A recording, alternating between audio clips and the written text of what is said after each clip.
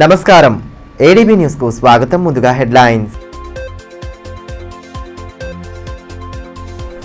జిల్లాలో ప్రారంభమైన ఇంటర్ పరీక్షలు 31 కేంద్రాల్లో పకడ్బందీ ఏర్పాట్లు. పలు కేంద్రాలను సందర్శించే సిబ్బందికి సూచనలు చేసిన జిల్లా ఉన్నతాధికారులు.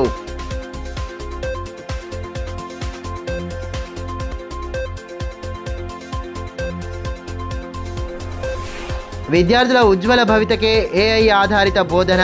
పలు పాఠశాలల్లో లెర్న్ విత్ స్మార్ట్ ఏఐను ప్రారంభించిన కలెక్టర్ రాజర్షి షా.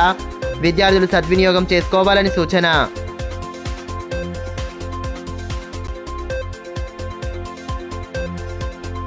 కాంగ్రెస్ కక్ష సాధింపు చర్యల్లో భాగంగానే బాల్క సుమన్ అరెస్ట్. బీఆర్ఎస్వి రాష్ట్ర నాయకులు గెల్లు శ్రీనివాస్ ఆక్షేపణ. ప్రభుత్వ తీరుపై ధ్వజం.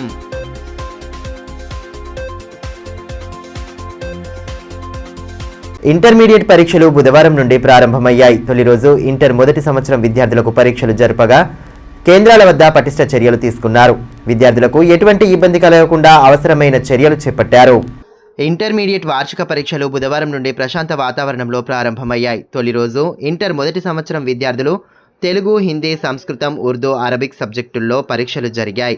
జిల్లా వ్యాప్తంగా ఉన్న 9,396 మంది మొదటి సంవత్సరం విద్యార్థులకు గాను 31 పరీక్షా కేంద్రాలను ఏర్పాటు చేశారు.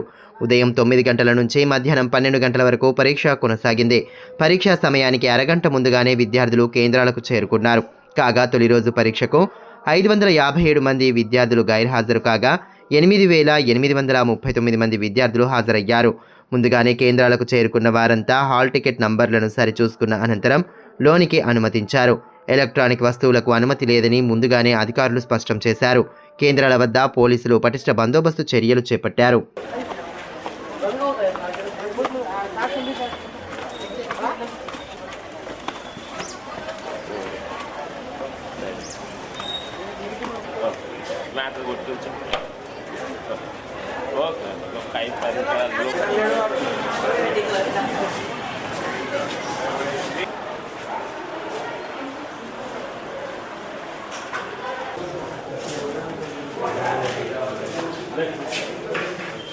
ఇదిలా ఉంటే తాంసీ ప్రభుత్వ జూనియర్ కళాశాలలో ఇంటర్ పరీక్షలు ప్రశాంతంగా ప్రారంభమయ్యాయి. మొత్తం 512 మందికి గాను 505 మంది విద్యార్థులు హాజరయ్యారు. 7 మంది విద్యార్థులు గైర్హాజరైనట్లు కళాశాల ప్రిన్సిపల్ ఉదయ్ భాస్కర్ తెలిపారు. పరీక్షల సందర్భంగా జిరాక్స్ సెంటర్లు మూసివేయించారు. విద్యార్థులను క్షుణ్ణంగా తనిఖీ చేసిన అనంతరం లోనికి పంపించారు. ఎస్ఐ జీవన్ రెడ్డి సెంటర్ వద్ద భద్రతను పర్యవేక్షించారు.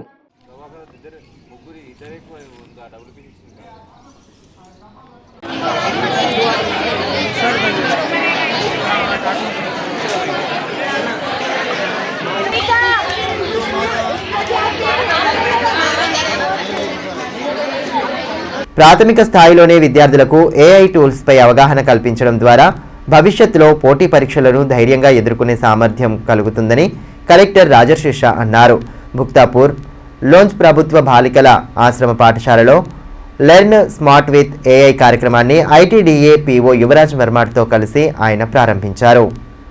ప్రాథమిక స్థాయిలోనే విద్యార్థుల్లో సాంకేతిక పరిజ్ఞానాన్ని పెంపొందిస్తూ వారి ఉజ్వల భవిష్యత్తుకు బాటలు వేయాలనే లక్ష్యంతో కృత్రిమ మేధ ఆధారిత విద్యా బోధన కార్యక్రమాన్ని ప్రారంభించామని జిల్లా కలెక్టర్ రాజర్షి షా తెలిపారు. బుధవారం స్థానిక భుక్తాపూర్లోని ప్రభుత్వ బాలికల ఆశ్రమ పాఠశాలలో ఐటీడీఏ ఉట్నూర్ సహకారంతో ధ్యేయల్ లెర్నింగ్ సొల్యూషన్స్ ఆధ్వర్యంలో నిర్వహిస్తున్న లెర్న్ స్మార్ట్ విత్ ఏఐ కార్యక్రమాన్ని ఐటీడీఏ పీఓ యువరాజ్ వర్మతో కలిసి కలెక్టర్ ప్రారంభించారు. ఏఐ ఆధారిత విద్యా బోధనపై సిబ్బందిని పలు వివరాలు అడిగి తెలుసుకున్నారు. కార్యక్రమంలో భాగంగా లెర్న్ స్మార్ట్ విత్ ఏఐ పోస్టర్ను ఆవిష్కరించి అనంతరం కంప్యూటర్ ఏఐ ల్యాబ్ను కలెక్టర్ పీఓ ప్రారంభించారు. ఈ కార్యక్రమంలో DRDO Ravinder, DYSO Srinivas, ఏటీడీఓ Niharika, sectoral అధికారులు లక్ష్మణ్, అజయ్, దేయా సంస్థ సిఈఓ ప్రణవి, ప్రధానోపాధ్యాయులు స్వర్ణలత, ఇతర అధికారులు, ఉపాధ్యాయులు, విద్యార్థులు, సిబ్బంది తదితరులు పాల్గొన్నారు. ఈ సందర్భంగా కలెక్టర్ రాజర్షి షా మాట్లాడుతూ ప్రాథమిక స్థాయిలోనే విద్యార్థులకు ఏఐ టూల్స్పై అవగాహన కల్పించడం ద్వారా భవిష్యత్తులో పోటీ పరీక్షలను ధైర్యంగా ఎదుర్కొనే సామర్థ్యం పెరుగుతుందని అన్నారు. ప్రస్తుతం 8వ తరగతి విద్యార్థుల కోసం ఇంగ్లీష్, మ్యాథ్స్ సబ్జెక్టుల్లో హైబ్రిడ్ లెర్నింగ్ మోడల్ను అమలు చేస్తున్నట్లు తెలిపారు. దీని ద్వారా విద్యార్థులకు కంప్యూటర్ పరిజ్ఞానం పెరగడంతో పాటు సబ్జెక్టులపై పట్టు బలపడుతుందని ఆశాభావం వ్యక్తం చేశారు. తొలి విడతగా ఐటీడీఏ పరిధిలోని 2 పాఠశాలలు విద్యాశాఖ పరిధిలోని 8 పాఠశాలలు కలిపి మొత్తం 10 పాఠశాలల్లోని 600 మంది విద్యార్థులకు ఈ శిక్షణ అందించనున్నట్లు వివరించారు. అదేవిధంగా తలమడుగు మండలం బరంపూర్ పాఠశాలలో సైతం లెర్న్ స్మార్ట్ విత్ ఏఐ కార్యక్రమాన్ని కలెక్టర్ రాజర్షి షా ప్రారంభించి విద్యార్థులకు పలు సూచనలు చేశారు. చెన్నూరు మాజీ ఎమ్మెల్యే బాల్క సుమన్పై కాంగ్రెస్ నేతలు కక్షపూరితంగా వ్యవహరిస్తున్నారని బీఆర్ఎస్వి రాష్ట్ర నాయకులు గెల్లు శ్రీనివాస్ ఆరోపించారు. జిల్లా జైలులో ఉన్న బాల్క సుమన్ను కలిసేందుకు బుధవారం ఆయన పట్టణానికి వచ్చారు. ఈ సందర్భంగా కాంగ్రెస్ ప్రభుత్వ విధానాలపై తీవ్ర స్థాయిలో మండిపడ్డారు. ప్రజాస్వామ్యబద్ధంగా Kyathanapalli municipal chairman, vice chairman ఎన్నికలు నిర్వహించాలని అడిగినందుకు మాజీ ఎమ్మెల్యే బాల్క సుమన్పై ప్రభుత్వం అక్రమ కేసులు బనాయించిందని బీఆర్ఎస్వి రాష్ట్ర నాయకులు గెల్లు శ్రీనివాస్ ఆరోపించారు. జిల్లా జైలులో రిమాండ్లో ఉన్న బాల్క సుమన్ను ఆయన కలిసేందుకు వచ్చారు. అయితే జైలు అధికారులు మాత్రం నిబంధనల మేరకు ములాఖత్కు సమయం అయిందని చెప్పడంతో ఆయన వెనుదిరిగారు. కానీ బీఆర్ఎస్ లీగల్ టీం నుంచి న్యాయవాది కేమ శ్రీకాంత్ మాత్రమే బాల్క సుమన్ను కలిసి వారి బాగోగులను అడిగి తెలుసుకుని వచ్చారు. ఈ సందర్భంగా బీఆర్ఎస్వి రాష్ట్ర నాయకులు గెల్లు శ్రీనివాస్ మాట్లాడుతూ తప్పులను ఎత్తి చూపినందుకే బాల్క సుమన్ను మంత్రి వివేక్ తప్పుడు కేసులో ఇరికించారని ఆరోపించారు. బీఆర్ఎస్ ఎమ్మెల్యేను కొనుగోలు చేసే సమయంలో మాజీ స్పీకర్ పోచారం శ్రీనివాస్ ఇంటి వద్ద బాల్క సుమన్ కాంగ్రెస్ శ్రేణులను అడ్డుకున్నారన్న కక్షతో కాంగ్రెస్ నేతలున్నారని అన్నారు. క్యాతన్పల్లిలో బీఆర్ఎస్ కూటమికి స్పష్టమైన మెజారిటీ ఉన్నా ఎందుకు ఎన్నికలు నిర్వహించడం లేదని ప్రశ్నించినందుకు కాంగ్రెస్ శ్రేణులే దాడి చేసి బీఆర్ఎస్ నాయకులపై కేసులు పెట్టారని విమర్శించారు. బాల్క సుమన్ కేసులో డైరెక్టర్ ఆఫ్ ప్రాసిక్యూషన్ నుంచి ప్రత్యేకంగా పీపీని నియమించాల్సిన అవసరం ఏం ఉందని, ఇతర కేసుల్లో ఎందుకు నియమించలేదని ప్రశ్నించారు. కేసు పెట్టి ఇవాళ ఆదిలాబాద్ జైలు పంపి వాడికి 8 రోజులైంది. రాష్ట్ర ప్రభుత్వం చాలా దుర్మార్గంగా చట్టాలు వాళ్ళకు చుట్టాలైనట్టుగా వివరిస్తూ సంబంధం లేని కేసులను తన మీద పెడుతూ ఆ రోజు ప్రజాస్వామ్యాన్ని కూని చేసే విధంగా ఇవాళ రాష్ట్ర ప్రభుత్వం రేవంత్ రెడ్డి గారి నేతృత్వంలో జరుగుతూ ఉన్నది. ఇవాళ బాల్క సుమన్ గారు రేవంత్ రెడ్డి గారు ముఖ్యమంత్రి అయిన నాటి నుంచి ఈ ప్రభుత్వం తప్పులను ఎత్తు చూపుతూ ప్రజలకు వివరిస్తూ ప్రజలను చైతన్యతం చేస్తూ వాళ్ళు ఇచ్చిన హామీలను అమలు చేయకపోతే నిరంతరం ఇలా ప్రశ్నిస్తుంటే, అదేవిధంగా ఎమ్మెల్యేలను కొనుగోలు చేయడానికి టీఆర్ఎస్ పార్టీ ఎమ్మెల్యేలను కొనుగోలు చేయడానికి మాజీ స్పీకర్ పోచారం శ్రీనివాసరెడ్డి ఇంటి దగ్గర మాట్లాడితే అడ్డుకున్నందుకు వీటన్నిటిని మనసులో పెట్టుకొని ఇవాళ రేవంత్ రెడ్డి గారు ఇవాళ బాల్క సుమన్ గారి పైన అక్రమంగా ప్రజాస్వామ్యాన్ని కూని చేస్తూ ఇవాళ కేసులు పెట్టి ఇవాళ ఆదిలాబాద్ జైలు పంపించి ఇవాళ 8 రోజులైంది.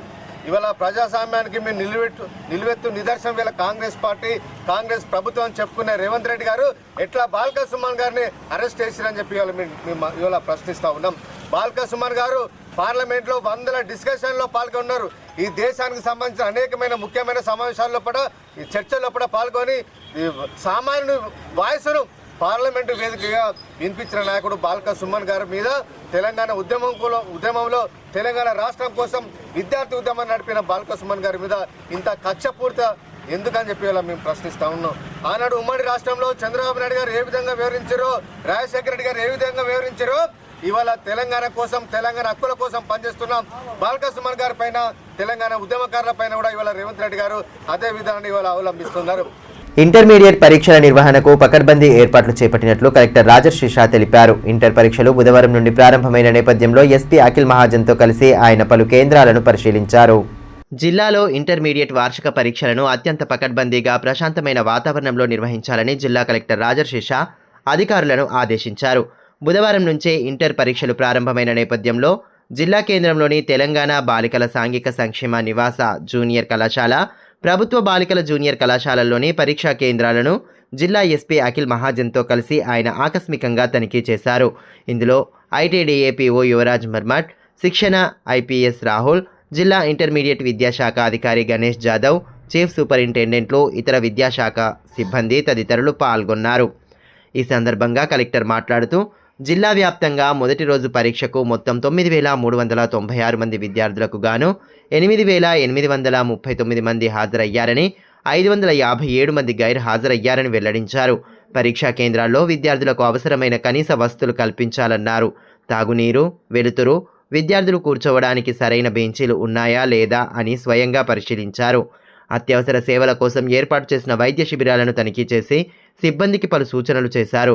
పరీక్షా కేంద్రాల వద్ద నిబంధనల అమలులో ఎటువంటి రాజీ పడకూడదని కలెక్టర్ స్పష్టం చేశారు. ప్రతి విద్యార్థినిని క్షుణ్ణంగా తనిఖీ చేసిన తరువాతనే లోనికి అనుమతించాలన్నారు. అనధికార వ్యక్తులు కేంద్రం పరిసరాల్లోకి రాకుండా కఠిన చర్యలు తీసుకోవాలని ఆదేశించారు. పరీక్షా గదుల్లో సీసీ కెమెరాల పనితీరును పరిశీలించిన ఆయన అనంతరం రికార్డింగ్ జరిగేలా చూడాలన్నారు. సమయపాలన విషయంలో విద్యార్థులు, సిబ్బంది అప్రమత్తంగా ఉండాలని, పరీక్షా కేంద్రాల వద్ద పటిష్ట పోలీసు బందోబస్తు కొనసాగించాలని ఎస్పీకి సూచించారు.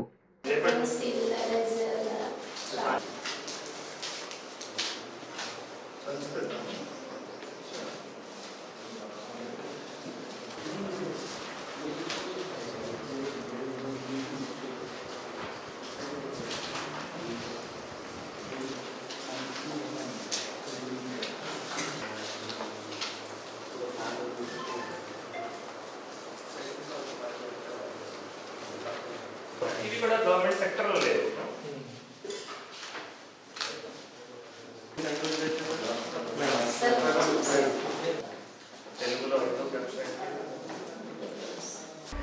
ఆదివాసీ పర్దాన్ కులస్తులందరూ ఐక్యంగా ఉంటూ ఆదివాసీలోని ఇతర తెగలను కలుపుకొని గోండి ధర్మగురు హీరాసుక్క జయంతి ఉత్సవాలను విజయవంతం చేయాలని ఆదిలాబాద్ పార్లమెంట్ సభ్యులు గోడం నగేష్, ఎమ్మెల్యే పాయల్ శంకర్లు అన్నారు.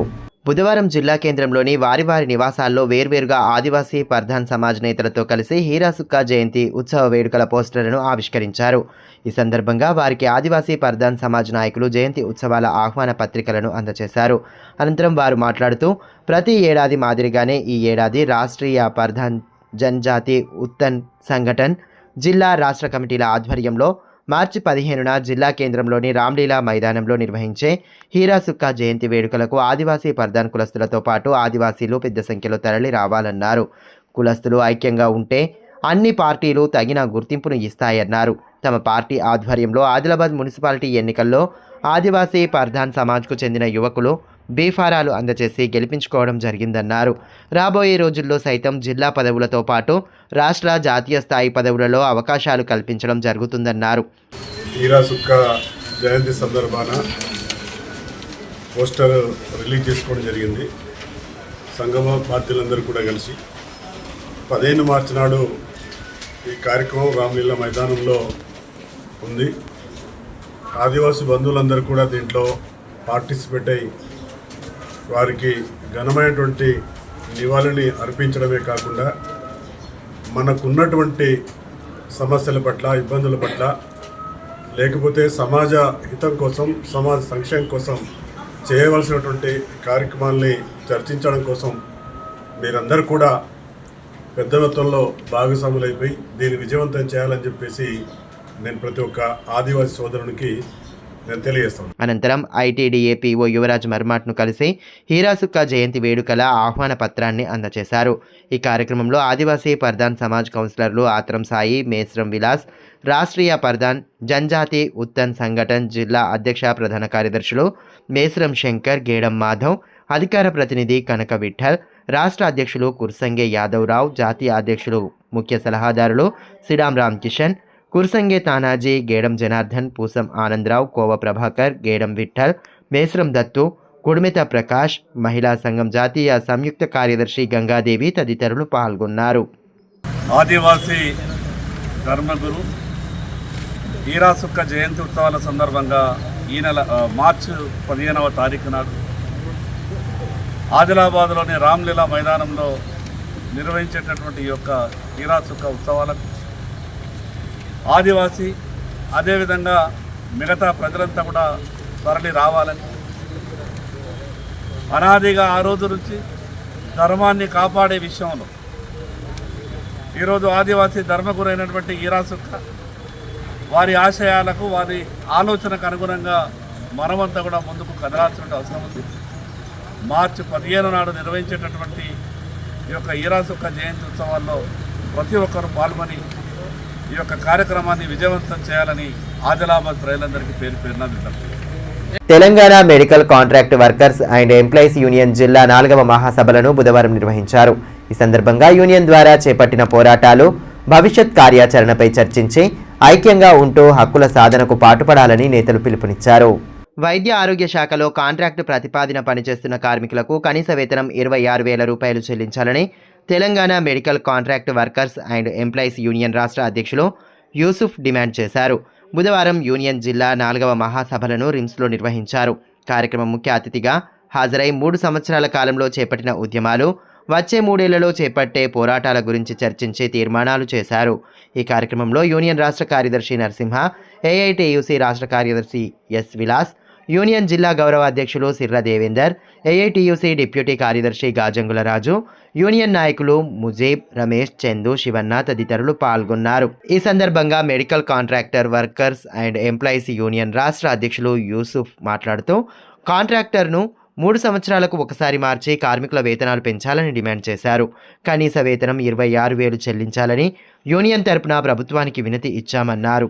కార్మికుల చట్టం 1970 ప్రకారం 4 పండగ, 4 జాతీయ సెలవులతో పాటు ఇతర సెలవులను ఇవ్వాల్సి ఉందన్నారు.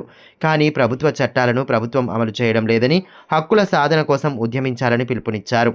కేంద్రం తీసుకువచ్చిన 4 లేబర్ కోడ్లను రద్దు చేయాలని డిమాండ్ చేశారు. గతంలో కాంట్రాక్టర్ని నియమించి 3 సంవత్సరాలు దాటింది. ప్రతి 3 సంవత్సరాలకు ఒకసారి కాంట్రాక్ట్ని చేంజ్ చేసి కార్మికుల జీతాలు పెంచాలి. ఇప్పటిదాకా ప్రభుత్వానికి అట్లాంటి ఆలోచన ఉన్నట్టు ఏం కనపడుతుంది.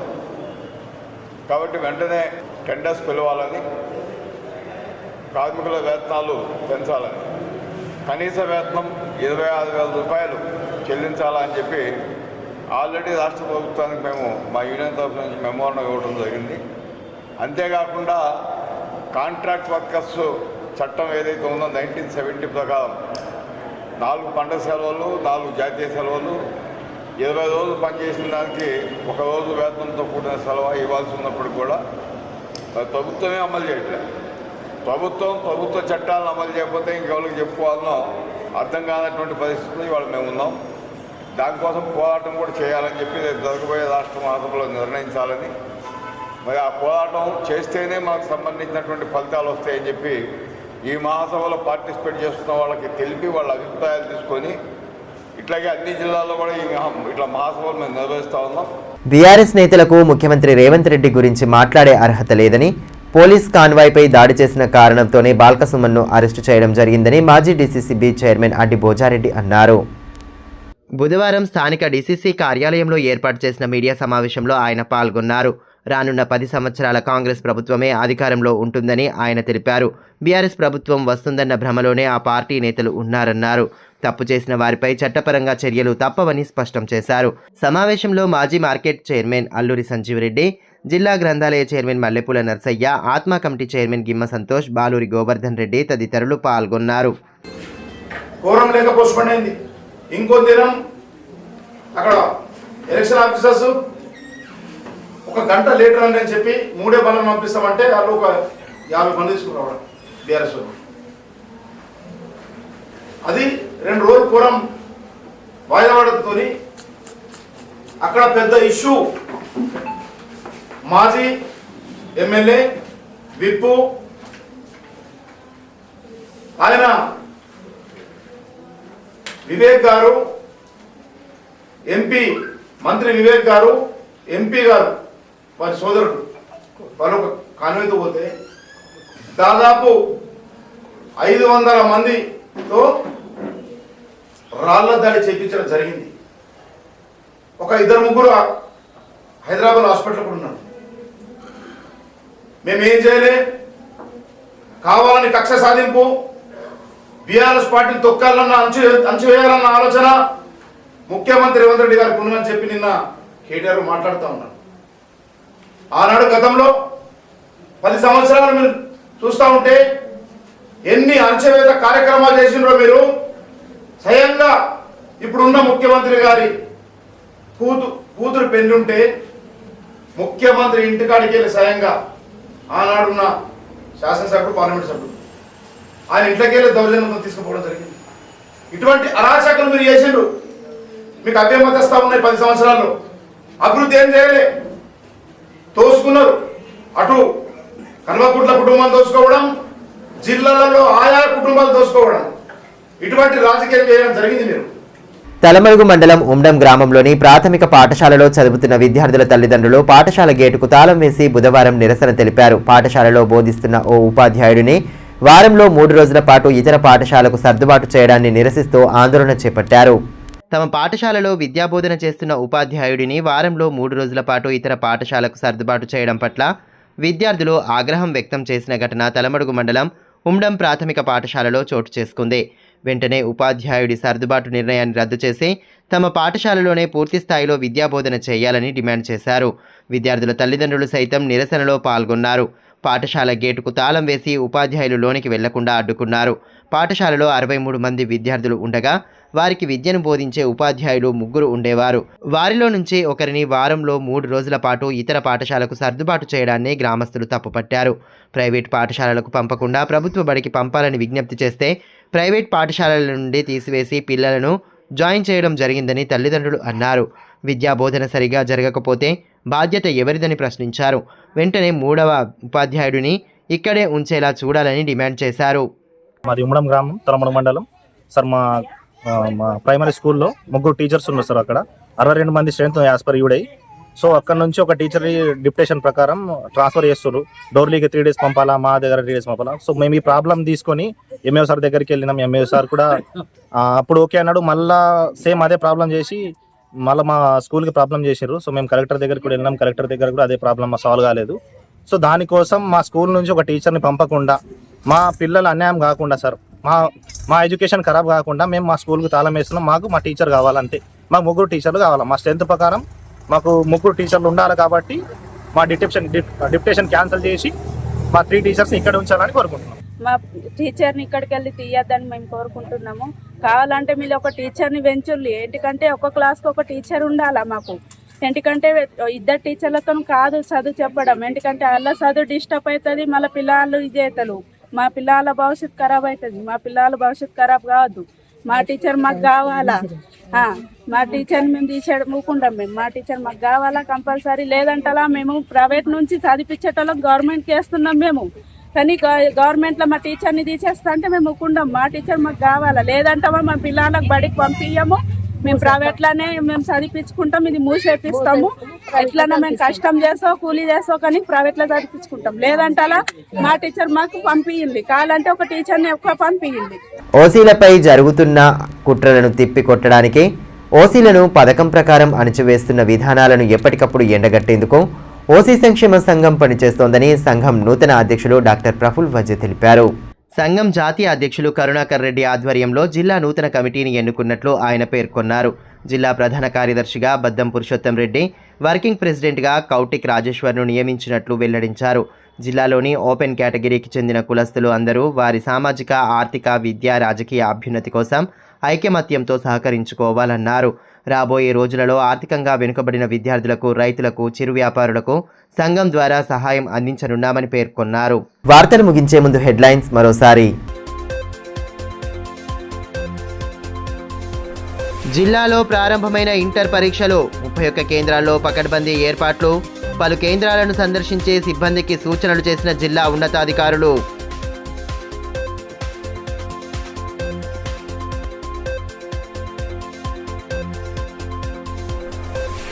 విద్యార్థుల ఉజ్వల భవితకే ఏఐ ఆధారిత బోధన, పలు పాఠశాలల్లో లెర్న్ విత్ స్మార్ట్ ఏఐను ప్రారంభించిన కలెక్టర్ రాజర్షి షా. విద్యార్థులు సద్వినియోగం చేసుకోవాలని సూచన.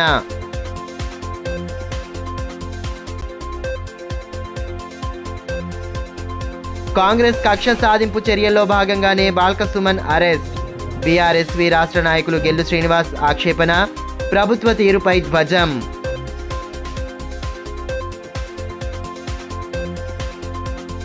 ఈ వార్తలు ఇంతటితో సమాప్తం. తిరిగి ప్రసారమయ్యే మరో బులెటిన్లో మళ్ళీ కలుసుకుందాం. అంతవరకు సెలవు. నమస్కారం.